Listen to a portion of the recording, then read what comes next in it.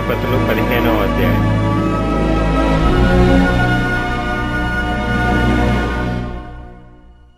కొన్ని దినములైన తరువాత గోధుమల కోత కాలమున సంసోను మేకపిల్ల ఒకటి తీసుకొని తన భార్యను చూడవచ్చి, అంతఃపురములోనున్న నా భార్య యొద్దకు నేను పోదుననుకొనగా ఆమె తండ్రి లోపలికి వెళ్లనీయక, నిశ్చయముగా నీవు ఆమెను ద్వేషించితివనుకొని నీ స్నేహితునికి ఆమెను ఇచ్చితిని.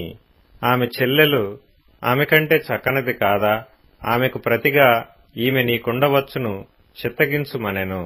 అప్పుడు సంసోను, నేను ఫిలిష్తీయులకు హాని చేసిన ఎడల వారి విషయంలో నేనిప్పుడు నిరపరాధినై యుందునని వారితో చెప్పి, పోయి 300 నక్కలను పట్టుకొని దివిటీలను తెప్పించి తోకతట్టు తోకను త్రిప్పి 2 తోకల మధ్యను ఒక్కొక్క దివిటీ కట్టి ఆ దివిటీలో అగ్ని మండచేసి ఫిలిష్తీయుల గోధుమ చేలలోనికి వాటిని పోనిచ్చి పనల కుప్పలను, పైరును, ద్రాక్ష తోటలను, ఒలీవ తోటలను తగలబెట్టెను. ఫిలిష్తీయులు ఇది ఎవడ చేసినదని చెప్పుకొనుచు తిమ్నాయుని అల్లుడైన సంసోను భార్యను ఆమె తండ్రి తీసుకొని అతని స్నేహితునికిచ్చిన గనుక అతడే చేసియుండెనని చెప్పిరి. కాబట్టి ఫిలిష్తీయులు ఆమెను ఆమె తండ్రిని అగ్నితో కాల్చిరి. అప్పుడు సంసోను, మీరు ఈలాగున చేసిన ఎడల నేను మీ మీద పగ తీర్చుకొనిన తరువాతనే చాలించెదనని చెప్పి తొడలతో తుంట్లను విరగగొట్టి వారిని బహుగా హతము చేసెను. అటు పిమ్మట వెళ్లి ఏతాము బండ సందులో నివసించెను. అప్పుడు ఫిలిష్తీయులు బయలుదేరి యూదాదేశములో దిగి చెదరి లేహీలో దోపిడి కొరకై దండు కూర్చిరి. యూదావారు మీరేలా మా మీదికి వచ్చితిరని అడుగగా, ఫిలిష్తీయులు సంసోను మాకు చేసినట్లు మేము అతనికి చేయవలనని అతని కట్టుటికే వచ్చితిమనిరి. అందుకు యూదా జనులలో 3000 మంది ఏతాములోని బండ యొద్దకు పోయి సంసోనును చూచి, ఫిలిష్తీయులు మనకు ఏలికలని నీకు తెలియదా?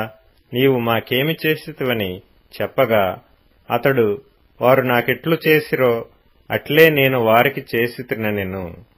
అందుకు వారు, మేము ఫిలిష్తీయుల చేతికి అప్పగించుటకు నిన్ను కట్టవచ్చితిమని అతనితో అనగా, సంసోను, మీరు నా మీద పడకుండునట్లు నాతో ప్రమాణము చేయుడనెను. అందుకు వారు, అలాగు కాదు, నిశ్చయముగా మేము నిన్ను చంపము గాని నిన్ను గట్టిగా కట్టి వారి చేతికి మేము అప్పగించదమని చెప్పి 2 క్రొత్త తాళ్ల చేత అతని కట్టి ఆ బండ యొద్ద నుండి అతని తీసుకొని వచ్చిరి. అతడు లేహీకి వచ్చు వరకు ఫిలిష్తీయులు అతనిని ఎదుర్కొని కేకలు వేయగా, యెహోవా ఆత్మ అతని మీదికి బలముగా వచ్చినందున అతని చేతులకు కట్టబడిన తాళ్లు అగ్నిచేత కాల్చబడిన జనపనారవలెనాయెను. సంకెళ్లను అతని చేతుల మీద నుండి విడిపోయెను. అతడు గాడిద యొక్క పచ్చి దవడ ఎముకను కనుగొని చెయ్యి చాచి పట్టుకొని దాని చేత 1000 మంది మనుషులను చంపెను. అప్పుడు సంసోను, గాడిద దవడ ఎముకతో 1 కుప్పను 2 కుప్పలను నేను చంపియున్నాను, గాడిద దవడ ఎముకతో 1000 మంది నరులను చంపియున్నాను అనెను. అతడు చెప్పుట చాలించిన తరువాత ఆ దవడ ఎముకను చేతి నుండి పారవేసి ఆ చోటికి రామత్లెహీ అను పేరు పెట్టెను. అప్పుడు అతడు మిక్కిలి దప్పిగొనినందున యెహోవాకు మొర్రపెట్టి, నీవు నీ సేవకుని చేతి వలన ఈ గొప్ప రక్షణను దయచేసిన తరువాత నేనిప్పుడు దప్పిచేతను చచ్చి సున్నతి పొందని వారి చేతిలోనికి పడవలనా అని వేడుకొనగా, దేవుడు లేహీలోనున్న 1 గోతిని చీల్చెను. దాని నుండి నీళ్లు బయలుదేరెను. అతడు త్రాగిన తరువాత ప్రాణము తెప్పరిల్లి బ్రతికెను. కాబట్టి దాని పేరు నేటి వరకు ఎన్హక్కోరే అనబడెను. అది లేహీలోనున్నది.